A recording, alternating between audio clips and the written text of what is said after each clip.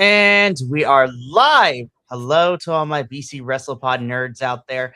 And welcome back to another rendition of NXTilosos, the sexiest NXT review show out there on the internet.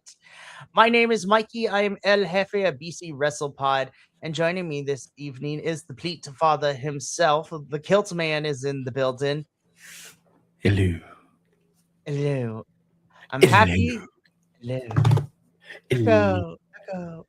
Echo. I can make that happen. Wait, no, I No, can't. no, you can't. No, but I am happy to have you here, Kilt, and I am happy to be back. Obviously, we didn't have the show last week because I may or may not have been dying of heat exhaustion. So that was the thing that happened last week. Yeah, and for those in chat who don't get to see our text messages, Mister's like, "Hey, man, I just got out of the shower. I might have heat exhaustion." I'm like, "All right, well, cool. We'll cancel tonight so that way you can heal." No, we gotta do this. I'm like, dude, it's okay. I didn't watch it either. Let's just take the week off so that way you can rest because that's more important. It was a trying time last week because we were where I live. We were in the middle of a passing heat wave, and it was gross. It's still hot now, but it's not as bad as last week. But we are here to bring you another edition of NXT. We're gonna get into this. We are 1 week out from Stand and Deliver, NXT's biggest show of the year, and our final show for prediction season for the 2025-2026 season. So much predictions. So we're gonna see how that all turns out. We have two matches officially made for Stand and Deliver, and the first thing that was announced to us about Stand and Deliver is not only is it on YouTube, but for some reason, Sexy Red is gonna be there, and I'm like, all right. I don't know what NXT and Shawn Michaels' love for Sexy Red is, but you know what? It is what it is. But before we get into the episode itself, really quickly, I'm going to get through the intro bits of things. YouTube, Twitch, and Kick is where you can see us go live. YouTube houses our edited versions of these said live. So either way, you can watch those. If you're looking for something more self-contained, we have social media at BC WrestlePod, where you can see clips of our shows, put report cards of the TV and the pay-per-views, previews of the TV and the pay-per-views, because I make nice graphics and they're fun to do, and a whole bunch of other hijinks on the social media. So feel free to go follow us there at your favorite social media site. We also have merchandise available at our shop, BC WrestlePod, shop.fourthwall.com. Of course, Kilt is wearing, one of our BC WrestlePod logo shirt. And he also got a NXTilosos shirt and a hat, which was really nice.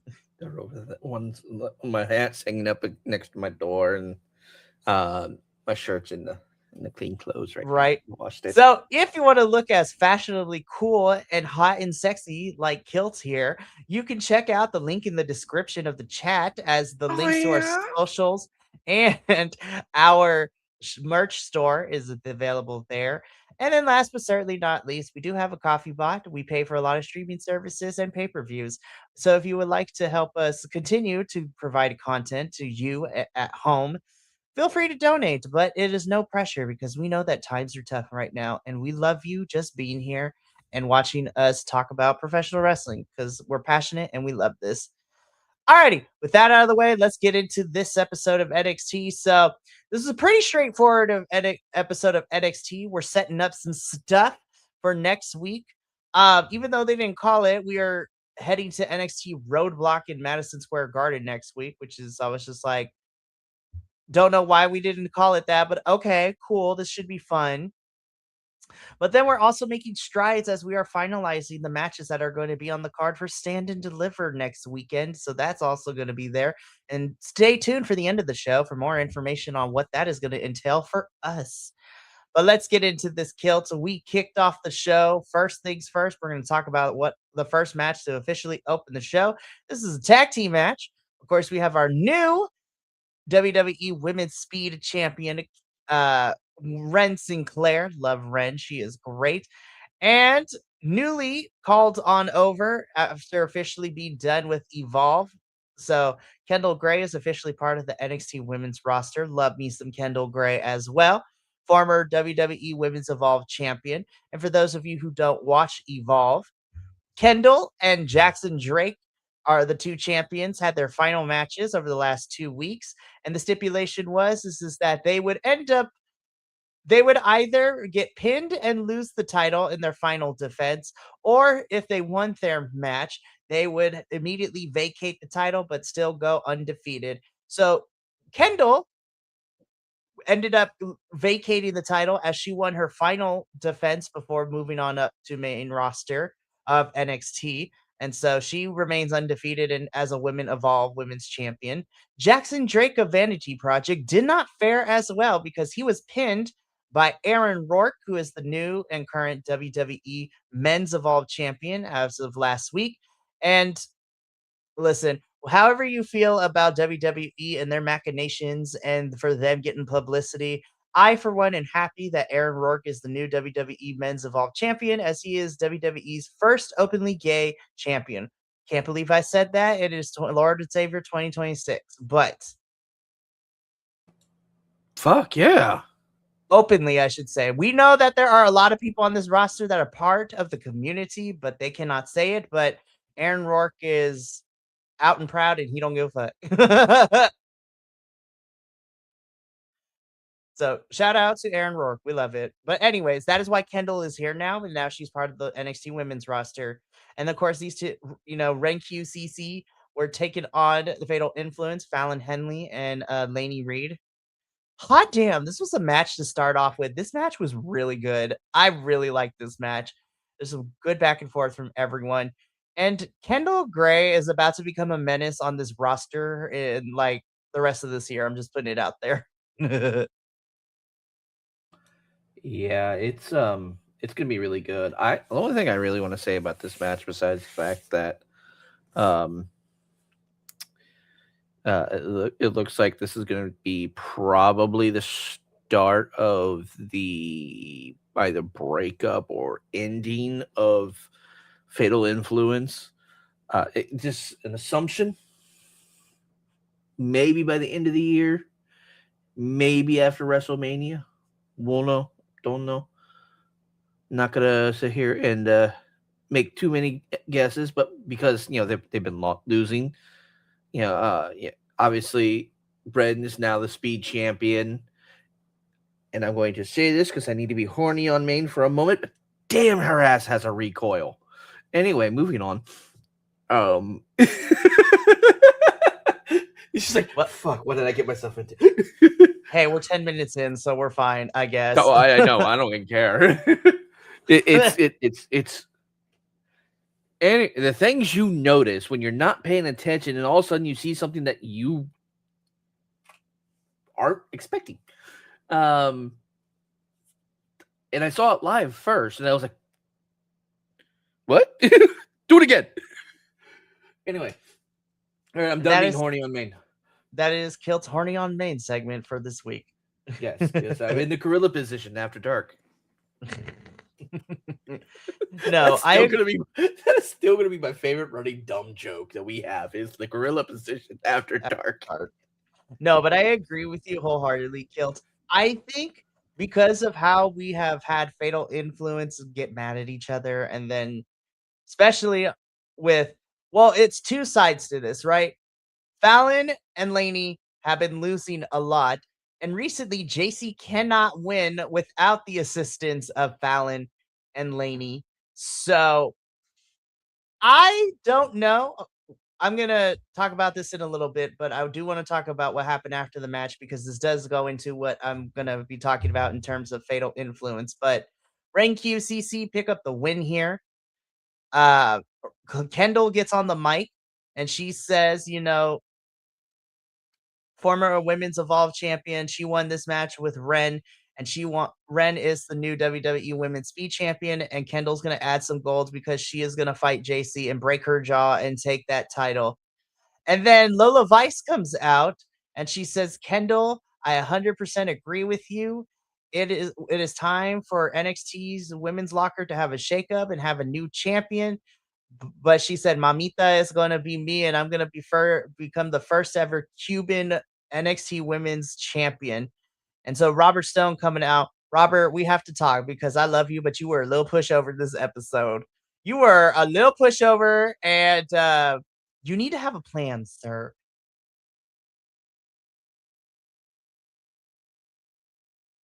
I cannot hear you. Anyways, while Kit fixes that, Robert Stone comes out and is like, "Look, you both make great cases. So Robert Stone makes the match next week. That is going to be Lola Vice versus Kendall Gray. And a winner is going to go on to Stand and Deliver to face JC. So that should be great. Welcome back to the realm of podcasting, my friend. I know sometimes this is why I need to stop messing around while we're live, because I'm like, oh, let me just add this one thing and I can, I can manipulate this. No, it cut. I don't know why, but whenever I add any other channel to my Elgato Wave link, and I tried to make it so that way I can like put in a sound effect, so I can just click something to have a random sound effect pop up. It takes all the audio that is coming in and puts it into that channel. Interesting. And then I'm like, oh no, I don't want that, and so I deleted it, and then I couldn't hear anything from you. Oh no. I have streams in the background that are like almost muted because they're good friends of mine, and I want to tease them in a minute when we're done. And I could hear them, but I can't hear you. No, that was not fun. Anyways, so here's what you missed. We are getting Lola and Kendall next week. Winner faces JC at Stand and Deliver. So should be fun match. Fun times indeed. Yeah, we're having Lola and Kendall, and nope. I'm gonna pause because wait, was it was Lola? Yeah, it was Lola and Kendall. Okay, for some reason my brain was thinking we were having. I don't know. I think I'm stuck on Thea Hale constantly losing. So we'll get to her in a moment, unfortunately. Yes, we will get to her. So that my brain thought for some reason that those two, Lola and Thea were going.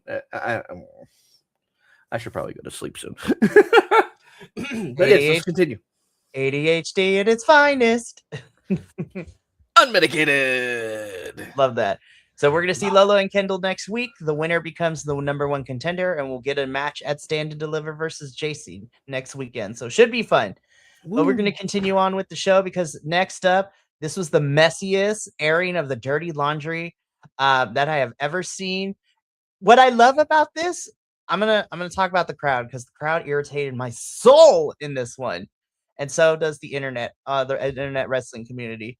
But what I love about this is that both of them aired out their emotions, they aired out their grievances, they aired out how they felt, and honestly, no one is right in this. They are simultaneously both wrong, but both right in a weird way as well. This feels like a messy breakup, and I'm here for it. So that part I liked. This is a messy breakup, but it how it's right and wrong at the same time for both parties is because of a potential, like a former friend or someone else started whispering in ears, and they thought they were cheating on each other. Basically, that's how I see this. It's bad. It's lazy story writing. Now, granted, yes, I did want to see them split up after a while, or at least pursue singles things and not always be together.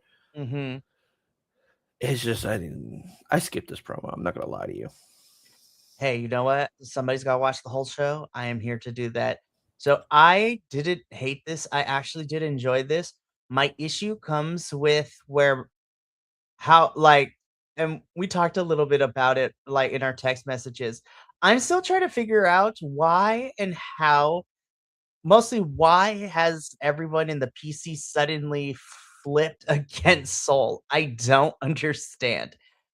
Now, granted, I love me some Zarya, but why? Like the last 2 weeks, I'm like, damn, you guys. I was just like, it's the running joke in the wrestling community, but I was just like, when she did that Stephanie McMahon podcast episode, I was just like, y'all are doing this because she black, isn't it? Like, honestly, I was like, what? But I just kid with that. But no, in all seriousness, I don't understand why the PC and the internet wrestling community has turned on Soul so much. Again, I love Zarya. I think this match is going to be fun. I love both of them. But why do we hate Soul all of a sudden? I don't understand. She hasn't done anything really to warrant her being booed like this, and it's not like a Cody situation where you're continuing to push him to the top. Soul has not. I'm like, what are we doing? I don't get this. Kilt, what do you have any thoughts I on have any some of this? thoughts.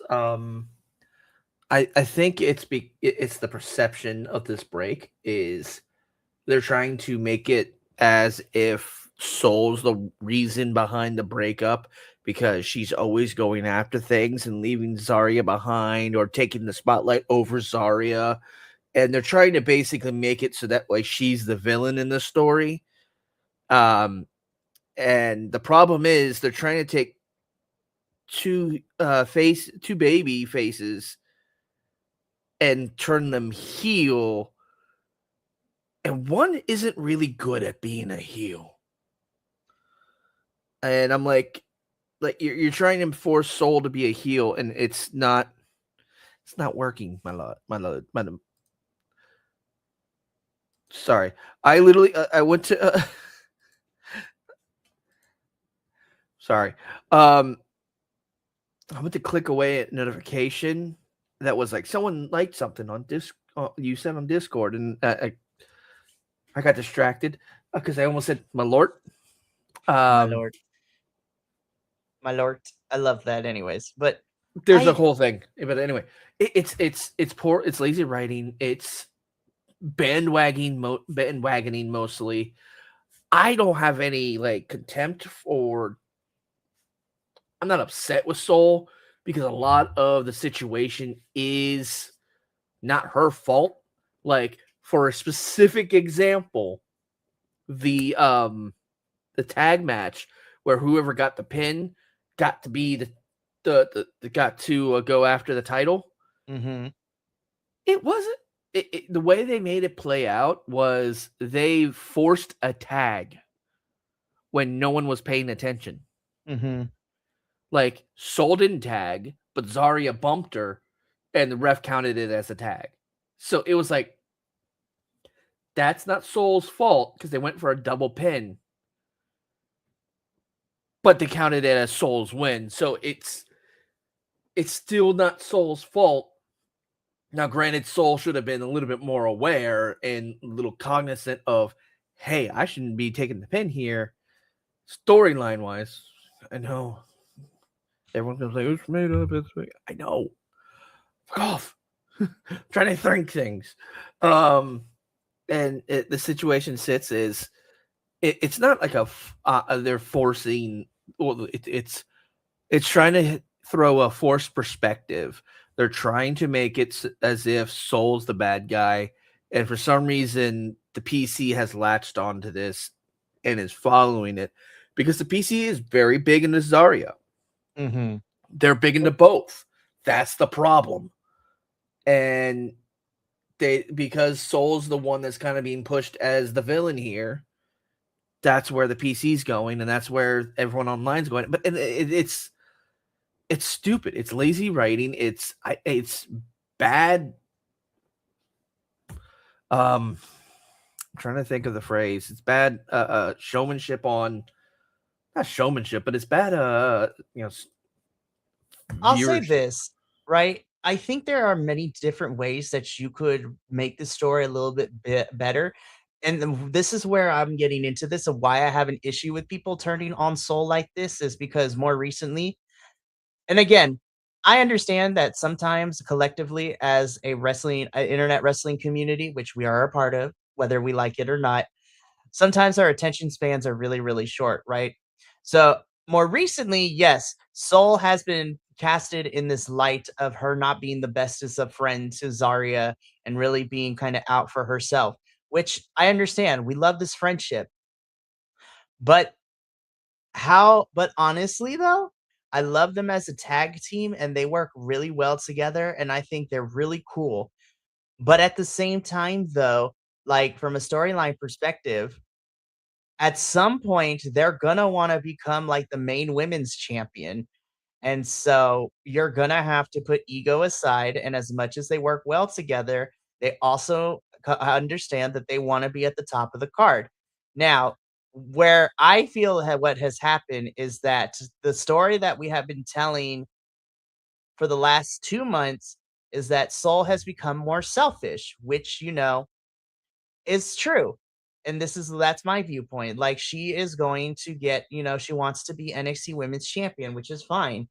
However, I don't think that her actions have been very malicious in the way that people are making it out to be. But like I said, for me personally, I know I think Soul is not really cognizant of the way that she's been treating Zarya. I don't think she has been intentionally malicious and forgetting about her, but I also don't think she's given it much thought either. And for that, Soul in character, I want to say that in character, she's wrong for that. On the other side of it, Zarya has a right to feel upset in character for being left in the shadow. Soul is kind of putting her on the back burner. She just wants Soul to be more honest with her.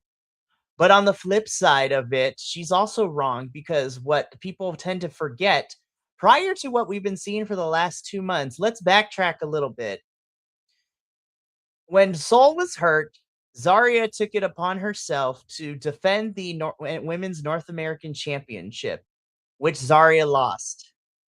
Then Zarya couldn't get to the Speed Championship when it was vacated in the tournament, and she lost. Prior to that, Soul and Zarya even no, before that, Zarya was given an opportunity because Soul felt like it's her friend who should get this, where she fought TNA Knockouts champion Liang Li for the TNA Knockouts Championship at Genesis in January and lost.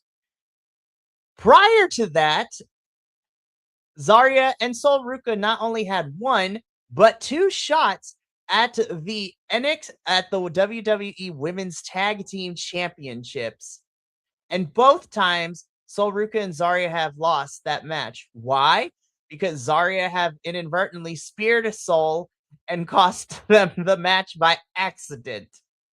But people aren't mentioning that for Zarya. This is all I'm saying, right? And again, I'm talking about in character. Zarya and Soul, I'm sure, are very lovely people outside of the wrestling characterization. But from what I'm being presented on television, people are not following the story all the way through. And I forgot the name of the content creator that said this very perfectly, but I'm like, everybody is having a goldfish memory and forgetting that Zarya has kind of messed up as well. So if we're going to tell this story, there needs to be equal blame here. So that's why I said both of them are in the right, but they are in the very wrong too. And NXT isn't really fleshing out the story with the writing that it could be, is all I'm going to say on that one. But thank you for coming to my TED Talk. I don't want to spend too much time on this because we still got the rest of the show. But guys, I'm passionate about wrestling. Damn it. This shit matters to me. Yes. So the bottom line of this is that Soul challenges Zarya to a match at Stand and Deliver. I'm like, that's happening. Now, the question is it going to be a regular match or are we going to add stipulation? Like, is it going to be a street fight? Is it going to be something crazy? We're going to find out next week. So, but we continue on with the show because speaking of which, we also have people, besties, kind of fighting backstage where Ethan and Ricky kind of saying to kind of get into it. And Ricky is like, bro, I need you to be out there with me because I'm gonna take care of Tony D'Angelo, and then I'm gonna go after the championship with Joe Hendry. But Ethan's like, but Ricky, I'm the one that pinned Joe, so it should be me who gets this opportunity.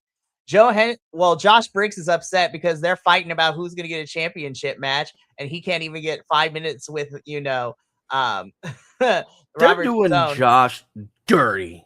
I'm so mad. I was like, listen, I know Josh is up and down when it comes to his characterization, but I love Josh Briggs.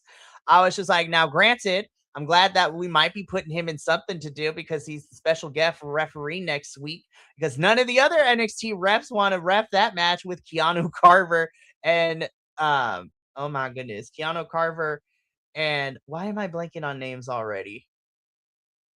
LFG winner number one, Undertaker's pick. Oh It my was gosh, the dude with the chain. Why am I? My brain had a fart moment. I want to say something about Oscar, but I can't remember. It's Hold gonna on. it's Hold gonna on. annoy me. Jasper Troy. There we go. There we go. Jasper Troy. The neurons took a while, but they finally connected the dots. So yeah, Josh is going to be special guest referee, which is nice because none of the other NXT refs want to ref Keanu Carver versus Jasper Troy next week because that match is going to be on and popping. But so he leaves. Ricky and Ethan continue to argue. Joe Hendry comes in and says, I don't care who it is. I was just like, whether it's Ricky that takes care of Tony or whether Ricky takes care of Tony or not, I'm still getting my hands on Tony D'Angelo. I'm like, I smell a four-way.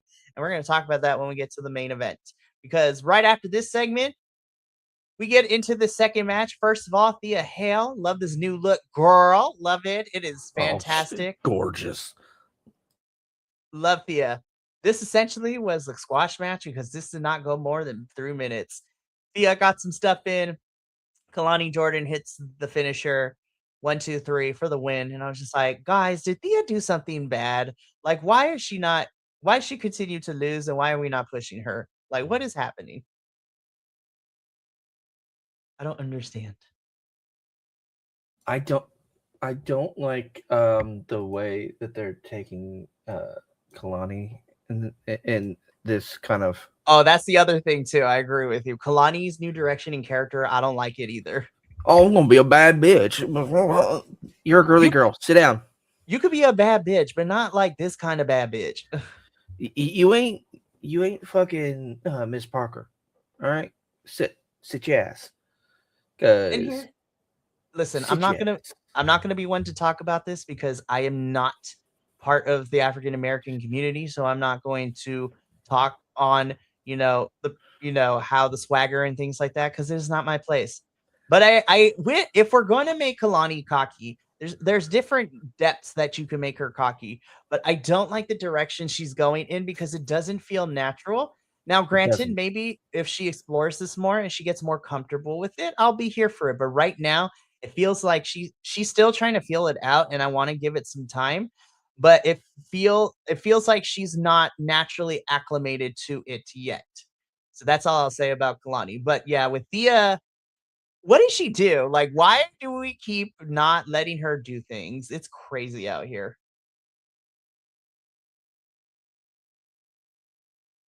But yeah. Yeah, it's So it is yeah. definitely a thing, and I honestly wish that. Okay, so she's not very. I wouldn't say good at this aspect of it. It's more of she's not. Trying to think of the word. She's just. I don't think she's comfortable with being that form of cocky or that form of because it comes off pig Mhm. arrogant. Like Mhm. you're being like when you're being bratty to be bratty, but you're coming off like a jerk. It's like yeah, I'm trying to be a bad bitch, and I'm trying to be all cocky and self confident, but it doesn't it doesn't match who you are. Also, I really feel like they're undervaluing and underusing Thea. Mhm. Thea is amazing. I love her. Her TikToks are great. Her social media is hilarious. I got to see the new hair like either I think it was not yesterday, but the day before. Um, and her dog is I believe it's a Chow Chow, and it's just this big fluffy tan cloud, and she calls it Appa, and I'm like, I love you and your Uh, dog. yes. Let me pet your dog, please. I want to snuggle your fluffy dog. But Well, no, and it's yeah. this is all fun, and like I'm upset that Thea lost. I'm glad that Miss Parker is able to Well, kind of yeah. shift trajectories away from one Blake. side of thing from Yeah. Blake and get into a more serious, not serious. I wouldn't say serious. A more They're pushing her more towards the babyface side. She's still going to be a yeah. tweener, but she's going to lead more babyface because she does a babyface thing out here where Kalani attacks Thea after the match, and then Jada comes out to save her. And so, yeah, I'm excited. We're going to talk more about Miss Parker here in a little bit because we don't have to wait long. Mrs. Parker does not have to wait long to get her hands on Kalani, but more on that in a little bit because right now this was a really fun NXT North American contender #1 contenders gauntlet eliminator match. This was hella fun. So of course, this match had Shiloh Hill, Jackson Drake, Charlie Dempsey, and oh my gosh, what am I blinking on one more? Who's Dion Lennox? Sorry, I was just like I forgot. Yep, those were the 4 that started out. So those are the 4 that started out. Of course, Shiloh Hill starting us off. Him and Jackson Drake are going back and forth with it. Jackson Drake, I know, listen, Vanity Project annoys my soul, right? Their whole gimmick and presentation annoys my soul. But I love Jackson Drake. I think he's really good in the ring. I really do. His in-ring never ceases to not amaze me, but the characters suck. I hate them because they are literally just fraternity boys. But honestly, it works. But those two are going at it. And then coming in third, you have Dion Lennox, who is very angry and aggressive because of everything that has been happening. And Dark State has been losing a lot. And especially because Dion lost his match against Tony D'Angelo at Vengeance Day. And so Dion wants to try to rectify some stuff and become the #1 contender for the NXT North American Championship. Excuse me. Then, Bless you. well, I was yawning, but thanks. I know it. So then after that, 4th person to come in is Charlie Dempsey as he's being surrounded by the rest of the Birthright. Still hate that name, hate their music even more. He was not surrounded by the entirety of the Birthright. No, he was not because Lex King is not medically cleared, and I was just like, gosh darn it, these NXT house shows keep hurting people. And we're going to talk about another person that got hurt. We literally pulled him and his tag team partner out of the tournament because he got hurt, but we're going to talk about that in a little bit. And so these 4 are fighting, and then we get the 5th entrance, and all of a sudden, I hear someone talking on a microphone that is not on my screen. And I was like, girl, who's talking? And then it's Candace. I'm like, oh, shit. And then we get the return of NXT again from Johnny Gargano. Johnny is here. He is still depressed. And Candace is trying to force him to get into this match. You know, he tries to get into it, but he gets beaten down. And he's just hanging out the whole match. Everyone's yelling, Johnny, get up. Johnny, get in this match. Johnny wrestling. It is fantastic. Well, yeah. This match was a lot of fun, for sure. And then we're going to talk about who won and what that sets up. Yeah, it was so great that end to end. There was a lot of funny moments, a lot of really good spots. It's like Johnny gets into the ring, reluctantly, obviously, and then freaking, I think it wasn't Charlie Dempsey. It was what's his face? Trying to get in, and Jackson Drake just kicked him in the face. Yeah, and he just drops and just lays there on the apron. It's just Johnny is sad. I'm gonna be here. I'm just gonna be here and be sad. It's like, no, Johnny, don't be sad. No, don't. Come on, get back up. And then Candace tries to. No. Shiloh gets down and after a while pushes him into the ring, and he just keeps rolling away. And then Charlie gets to the other side, and then Charlie pushes away. And he just rolls over to the front. And then Jackson Drake does it and rolls away. And then he rolls out, and he rolls up to the barricade. I don't remember who I think it was Charlie Dempsey again hit him, and he just drops, lays down on the barricade. It's great. So towards the tail end of this match, a lot of things happened, right? So Shiloh Hill eliminates Jackson Drake first. No, he eliminates so OTM come out. Sorry. I gotta make sure I'm looking at this. So OTM come out and my God, decimated Dion through the barricade and then rolled him back in for Shiloh to eliminate him. So OTM had jumped Dion, which we're going to talk about in a little bit. Then Shiloh defeats Jackson Drake again. and then he eliminates Charlie Dempsey, and then the Birthright and Charlie just beat up on Shiloh, and then they decimate him, push him back into the ring. Johnny is still very sad and is just standing in the corner. Woe is me. And so Candace has to push her husband to the floor for the pin, which was hilarious, and how we get that. And your winner and number one contender for the NXT North American Championship and going to Stand and Deliver to fight for the title is Johnny Gargano. This was so great. He's like, I really don't want to do this anymore. Like he finally got into the ring, and he was like, all right, I really kind of don't want to. And his wife just go. He just falls on top of Shiloh. Shiloh's like, what the hell? He is knocked out. He is like he's just like, lights are on, and he's trying to figure out what's going on, and then he hears the 3 count, and it's like, what just happened? It seems that Shiloh is probably going to be feuding with the Birthright, which I'm okay with. Now Shiloh's going to need some backup though, so I'm wondering who he going to get, and I think he should get Hank and Tank, because they also got beef with the Birthright. I love those two. Let that match be at Stand and Deliver too, but Johnny is going to be facing Miles Bourne for the NXT North American Championship at Stand and Deliver. I think this match is going to rule. And so I am looking forward to it when we watch this next weekend. Moving on though. OTM call in the big guns because they got beef with Dark State, and they let it be known that they got receipts for Dark State and they started this mess, but they gonna end it. So they called in some ultimate backup. And who do they call for Madison Square Garden next Tuesday? The one and only TNA World Champion Michael Santana.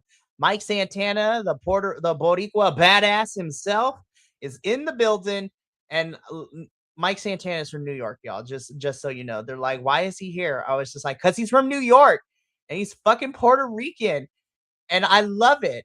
So Mike Santana is going to team up with OTM to take on Dark State, and I swear to God, NXT, pushing Mike Santana aside, you cannot have you can't have your people of color lose this match. I'm sorry. There is no way that OTM and Mike Santana should lose.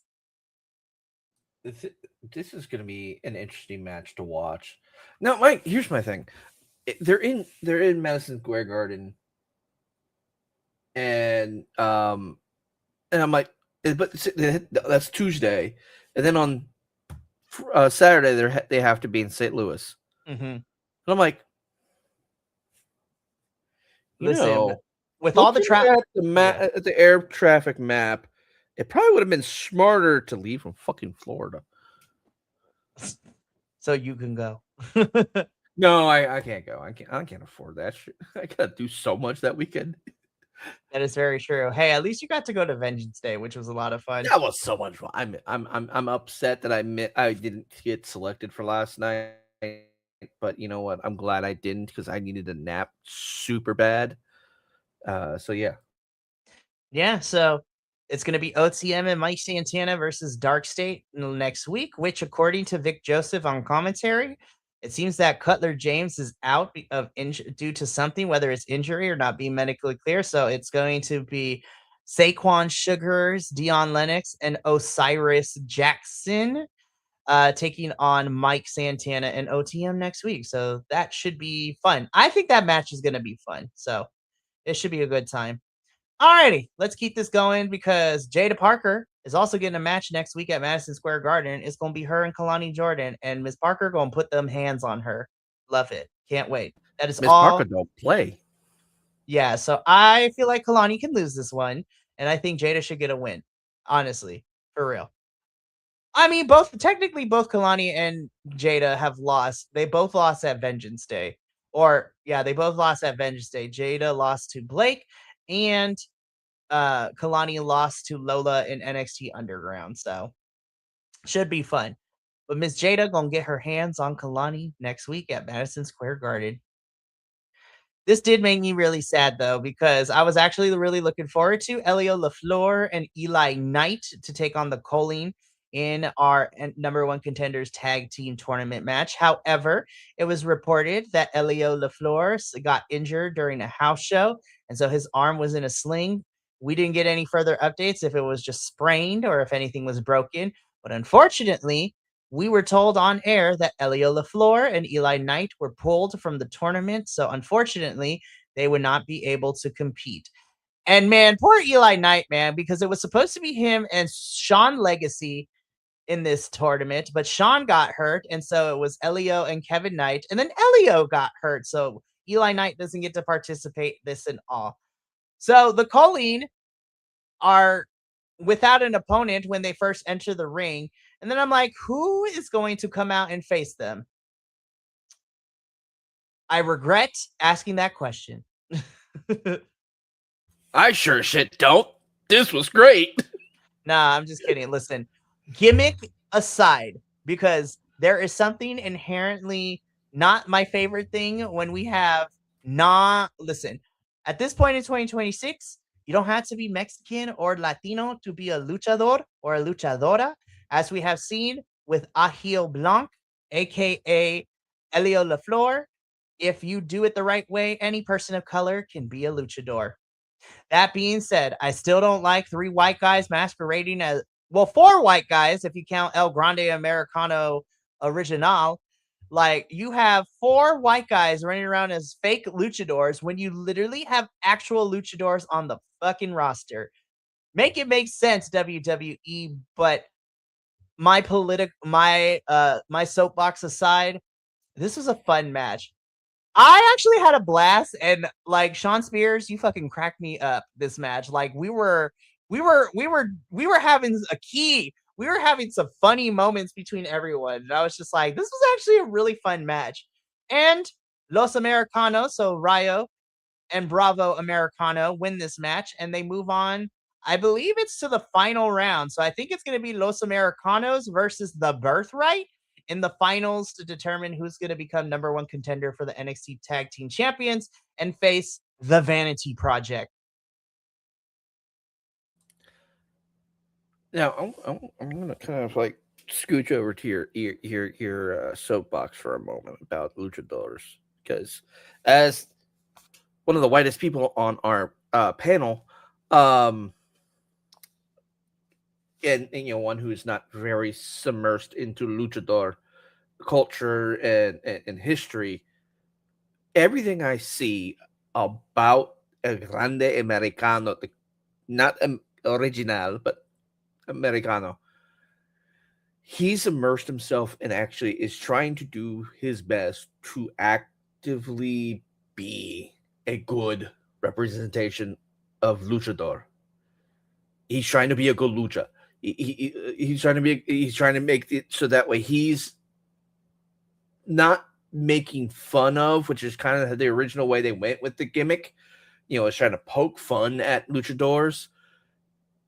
He's actually embracing the history and the culture of it. He won Rey de Reyes, which is immensely amazing. That okay. First off, I'm gonna pause everything. That's a fucking cool championship. How many fucking championships get a fucking sword? Well, the cool thing with Rey de Reyes too is like technically he is number one contender for the AAA Mega Championship, but I do love the whole presentation of like him being knighted that opportunity with the sword and everything, which is fantastic and amazing, and we love it. Fucking cool as shit. Rey de Reyes has been really fun in AAA for sure. Anyways, continue. And same with Rio and Bravo. Yes, it's supposed to be a gimmick. It's supposed to originally be, we're gonna make not really make fun of, but we're going to parody slightly. And then it became more of an homage and it more of, we're actually going to try and do this properly, even though it's the WWE way of doing it properly, which is not great. They probably should have got proper luchadors for this show, but or for these two characters. but they probably had nothing to do with the two guys that are under the masks. But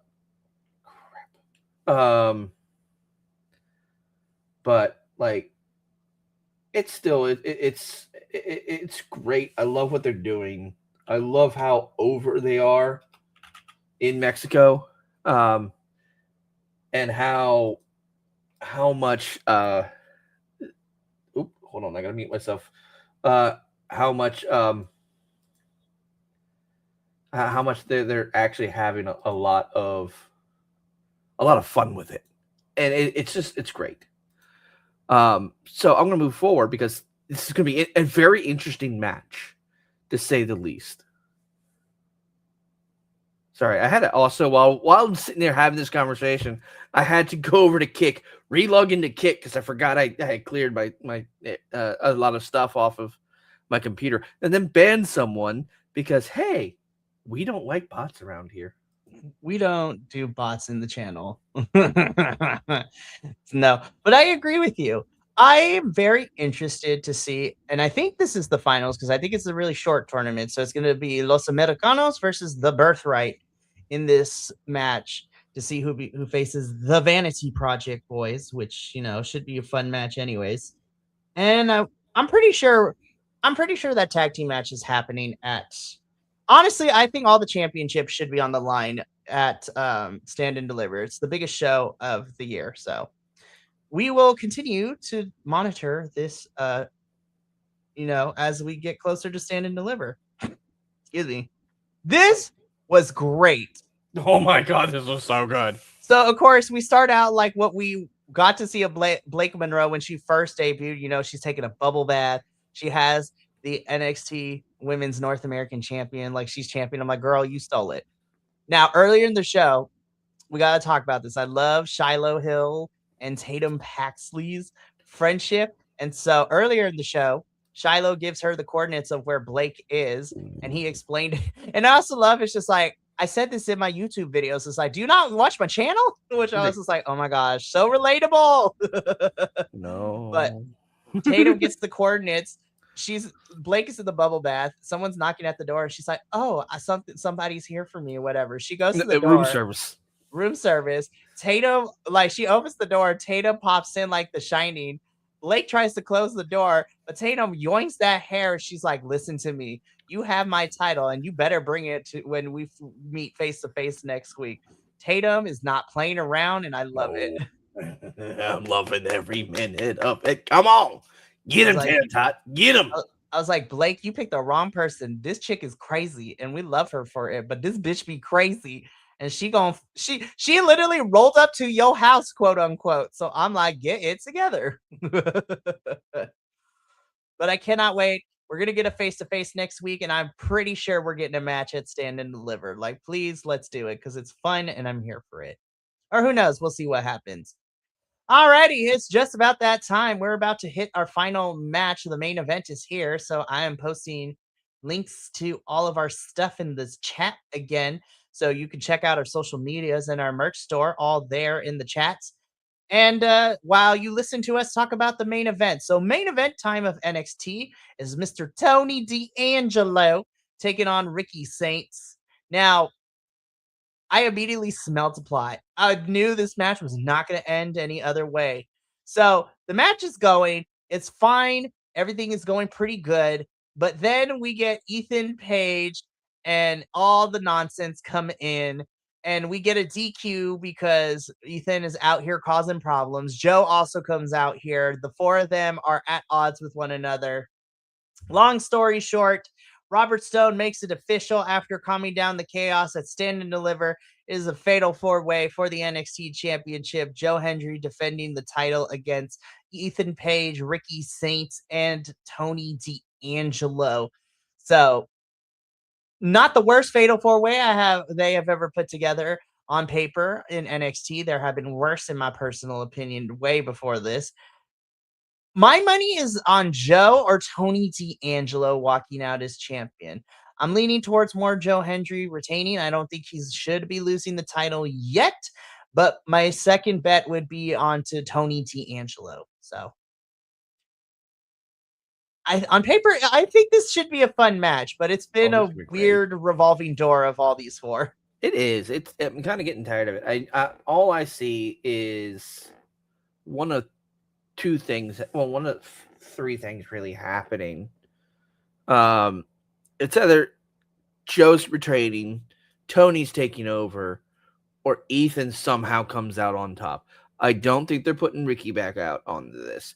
If they do anything with Ethan and going forward after this in NXT, I don't think, honestly, I don't think they will. I think they're going to pull him up. Although although the hinting that I've been seeing with the way that Chelsea Green has been talking, that there might be a breakup between those two, which saddens me because those two are amazing together. And so I think more than likely, if after Stand and Deliver, they may pull Ethan Page up to main roster. But honestly, only really acceptable champion out of this match for me at least, is either Tony or Joe Hendry. And if they give it to Tony, one of those two, Joe needs to go back up to main roster.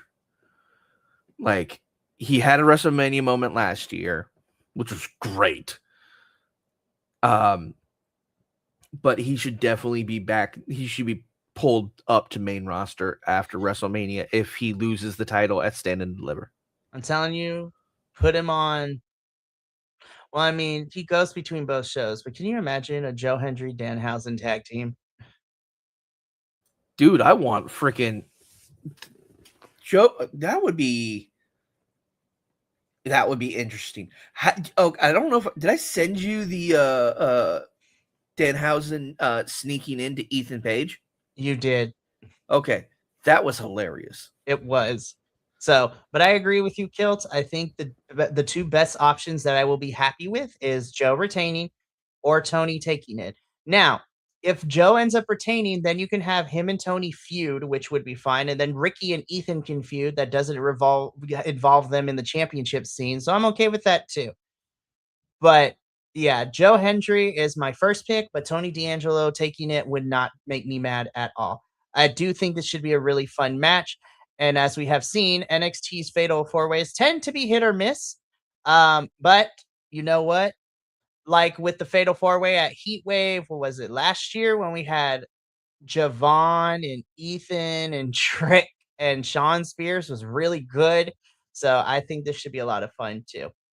And that brings us to the end of our NXT show.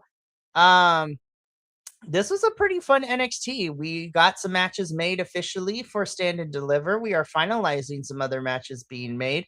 And next week at Madison Square Garden, it is the go home show for NXT. And we'll be back here next Wednesday to cover it and make our predictions for Stand and Deliver. So that should be a lot of fun. But we got a lot of other stuff happening the remainder of this week as we get closer to the end for the weekend of rest and relaxation. Or for most of us, I'm still working here at BC WrestlePod with it. But later on tonight, I will be here to be covering CMLL. So it will just be me and our unofficial digital co-host, Primo Agent Lo-Fi, as we talk about a very special Viernes Espectacular, as we talk about the retirement of El Santanico. And we had the Death Riders, who John Moxley specifically debut, and Death Riders taking on Scott Mystico and Sky Team for the Trios Championships, and Claudio Castagnoli and Hechicero for the CMLL World Heavyweight Championship. So I'll be here a little bit later to talk about that. Then on Friday, the TNA crew will be here to not only talk about the go home show for TNA, but we will also be making our predictions for TNA Sacrifice, which is the next pay-per-view coming up this weekend for TNA. So stick around for that. And then on Saturday morning, to wrap up the week, I will be here at 9 a.m. Pacific, 12 p.m. Eastern, as me and my good friend Benny. We will be covering the Ring of Honor and Maple Leaf Pro Wrestling crossover show, Global Wars Canada. So, and then next week, I saved this announcement till the very end, but next Saturday, April 4th, 2026, the crew will be here doing a live watch along for NXT Stand and Deliver. So 4 p.m. Pacific, 7 p.m. Eastern. I like that start time because I can have an early dinner and then we'll be done and still have a rest of the evening to do stuff. Can't say the same for Kilt because it will be probably 10 p.m. Eastern for him when we get done. But you know what? It's better than like 12 a.m., 1 a.m. Wait, hold on. A 4 p.m. start time, right? Pacific, 7 p.m. Eastern. Never mind. They had a problem. No, because it won't be 3 hours. Who knows? We'll see. Yeah, we'll see. But that is what we're doing next Saturday. So grab your popcorns. We gonna be here and we're gonna do a live watch along. So it'll probably be me and Kilt. I want to try to persuade Papa Oso, but I know he is busy right now with spring's trimester. But yeah, hopefully he'll be back next week, and if not, he'll give us his. I'll read his predictions off at the show next week. But we got to get up on out of here because I'm gonna go eat some dinner real quick and then hop on back in another hour to cover CMLL. But from all of us here at BC WrestlePod to you at home, remember, take care of yourself, love one another, stay iconic, and more importantly than anything, you always deserve to finish your story. We'll catch you later for CMLL in a little bit. But until then, sayonara, adios, and until next time, peace. Big